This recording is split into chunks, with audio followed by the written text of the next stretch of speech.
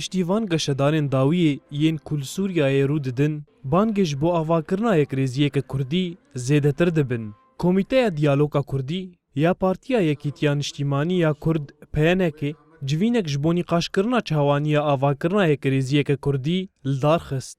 Civîn bi beşdariya partiyên siyasî, çalakvanên civakî û kesayetên serbixwe li hola Parka Azadî ya Qamişlo hat li dar xistin. Sekreterê giştî yê Partiya Demokrat a Kurd ya Sûrî Cemal Şêxbaqî diyar kir ku wan gelek mijar nîqaş kirine û piştgiriya xwe ya ji bo Qesedê piştrast kiriye.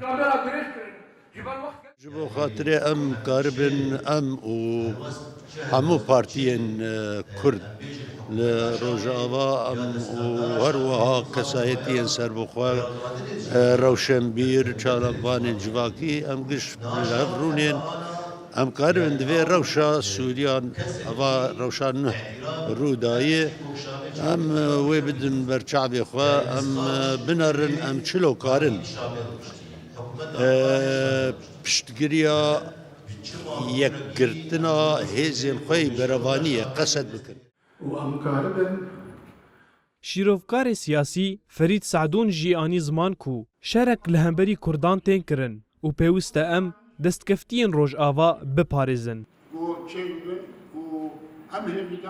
يعني أنا كشركة هاتي سر كردا وأم يعني راوستيانة هم بري شركي ناف دولتي قد خوازن أفستاتويك هاتي آوا كرن ديروش آوين كردستان يدم برو خينن أبيا جرك أم ليب خودي در كيفن يا هنا كي أم كم جيفينا شيكون الهفدو بقارن والنارين هفدو جهدار بكن بكا أم يشبكن.